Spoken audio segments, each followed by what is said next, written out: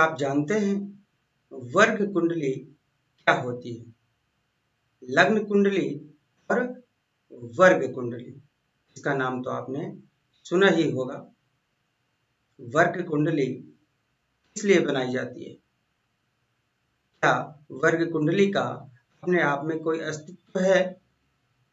इसका प्रयोग कहाँ करते हैं? इन सब बातों के बारे में आज हम बात करने वाले हैं। नमस्कार, मैं एस्ट्रोलॉजर चंद्र प्रकाश वर्मा 27 नक्षत्रम में आप सभी का बहुत बहुत स्वागत करता हूँ। जो लग्न पत्रिका होती है, लग्न कुंडली होती है, वह मास्टर कुंडली होती है। इससे हम जीवन के हर पहलू के बारे में जान सकते हैं। परंतु यदि हमें किसी भी प्रश्न के उत्तर के लिए कुंडली विश्लेषण को सूक्ष्मता से करना है, हमें वर्ग कुंडलियों की आवश्यकता होती है। लग्न कुंडली का ही विस्तृत रूप वर्ग कुंडली होती है। वर्ग कुंडली लग्न कुंडली से ही बनाई जाती है। अब देखिए, यदि आप जानते हैं कि पृथ्वी जिस मार्ग पर सूर्य के चारों ओर चक्कर लगाती है उसको भचक्र या राशि चक्र कहते हैं। और इस पथ को यदि हम 12 भागों में विभाजित करते हैं तो हर एक भाग राशि कहलाती है। और इस प्रकार 12 राशियां हुई, हर एक राशि 30 अंश की होती है। अब वर्ग कुंडली बनाने के लिए राशि को वर्गीकृत किया जाता है। राशि के भी छोटे छोटे भाग किए जाते हैं, इसलिए इसका नाम वर्ग कुंडली हुआ। वर्गीकृत करने के कारण इसका नाम वर्ग कुंडली हुआ। इसमें हर एक राशि को भी कई भागों में विभक्त करते हैं ताकि हम लग्न पत्रिका के साथ में वर्ग कुंडली देखकर सूक्ष्मता के साथ अध्ययन कर सकें। जैसे यदि हमें नवांश कुंडली बनानी है तो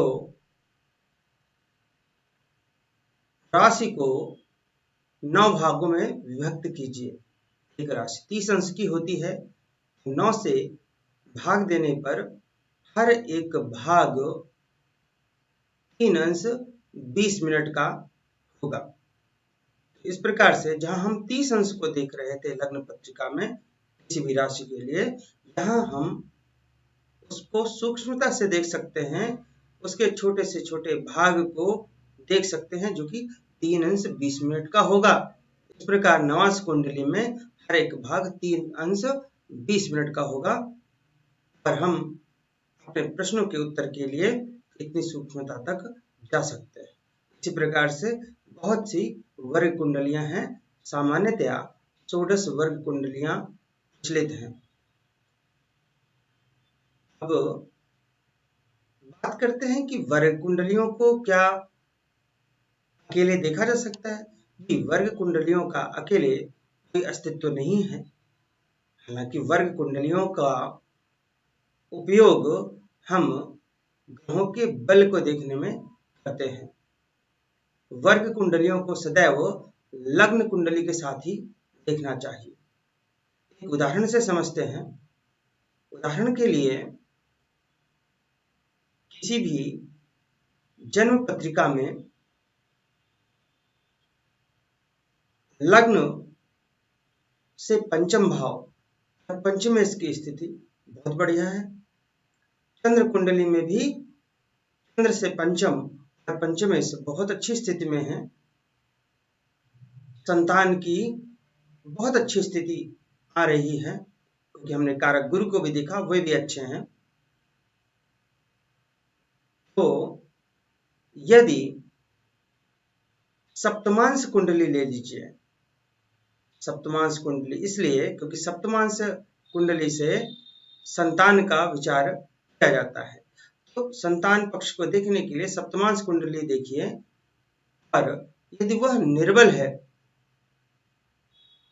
तो आपको अधिक परेशान होने की आवश्यकता नहीं है, क्योंकि लग्न कुंडली मास्टर कुंडली होती है।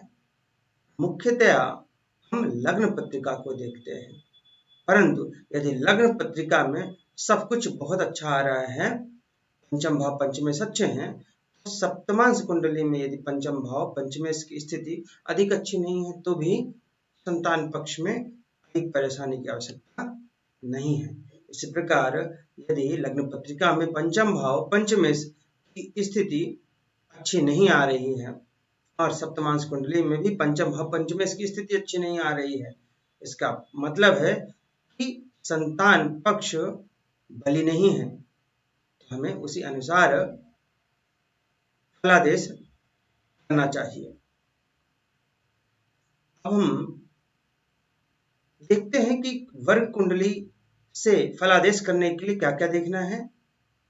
उदाहरण के लिए वही हम संतान पक्ष ही ले रहे हैं, तो अगर संतान पक्ष के लिए हमें वर्ग कुंडली देखना है, यानी कि प्रश्न यह है कि संतान पक्ष कैसा होगा, इस प्रश्न का उत्तर देना है तो हमें लग्न पत्रिका में लग्न से पंचम भाव पंचमेश कारक गुरु को देखना चाहिए और वेरिफिकेशन के लिए सप्तमांश कुंडली में सप्तमांश कुंडली के लग्न से पंचम भाव और पंचमेश की स्थिति को भी हमें देखना चाहिए। साथ ही साथ लग्न पत्रिका में चंद्रमा से, अर्थात आप कह सकते हैं कि चंद्र कुंडली में चंद्रमा से पंचम भाव और पंचम भाव के स्वामी की स्थिति को भी हमें देख लेना चाहिए। तो इस प्रकार किसी भी प्रश्न के उत्तर को देने के लिए सूक्ष्मता से उसका अध्ययन करने के लिए हमें वर्ग कुंडलियों की आवश्यकता होती है। षोडश वर्ग कुंडलियां सामान्यतः प्रचलित हैं, ऐसे तो हम कितनी भी वर्ग कुंडलियां बना सकते हैं। षोडश मुख्यतः प्रचलित हैं, जिनमें से कुछ वर्ग कुंडलियों के नाम मैं बता रहा हूं। D1 चार्ट, इसको लग्न कुंडली बोलते हैं। D2 चार्ट, इसको होरा कुंडली, होरा वर्ग कुंडली। D3 देशकाण वर्ग कुंडली। D4 चतुर्थांश वर्ग कुंडली या चतुर्थांश कुंडली। D5 पंचमांश कुंडली। D6 षष्ठांश कुंडली। D7 सप्तमांश कुंडली। D8 अष्टमांश कुंडली। D9 नवांश कुंडली या नवांश कुंडली। D10 दशमांश कुंडली। D11 एकादशांश कुंडली। D12 द्वादशांश कुंडली और D24 चतुर्विंशांश कुंडली और भी वर्ग कुंडलियां हैं। अब देखिए, लग्न कुंडली से हम सभी बातों का, जीवन के सभी पहलुओं का ज्ञान कर सकते हैं, सभी प्रश्नों के उत्तर दिए जा सकते हैं।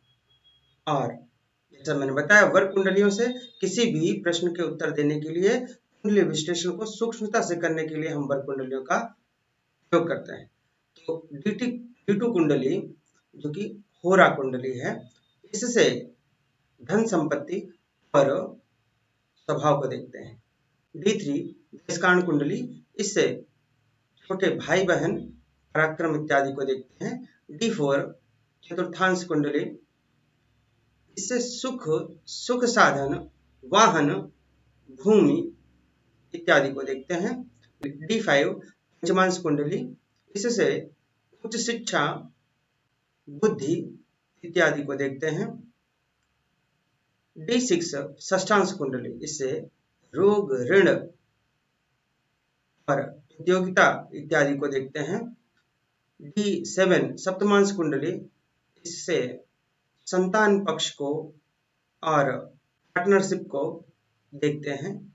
D8 अष्टमांश कुंडली, अष्टमांश कुंडली से दीर्घायु और जीवन में होने वाले उतार चढ़ाव के बारे में जानकारी करते हैं। D9 नवांश कुंडली या नवांश कुंडली, इससे हम ग्रह बल को देखते हैं और विवाह के लिए 64वें नवमांश को देखा जाता है।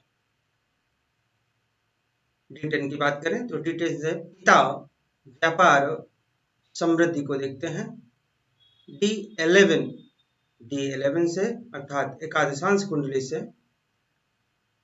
आय, लाभ और बड़े भाई बहनों को देखते हैं।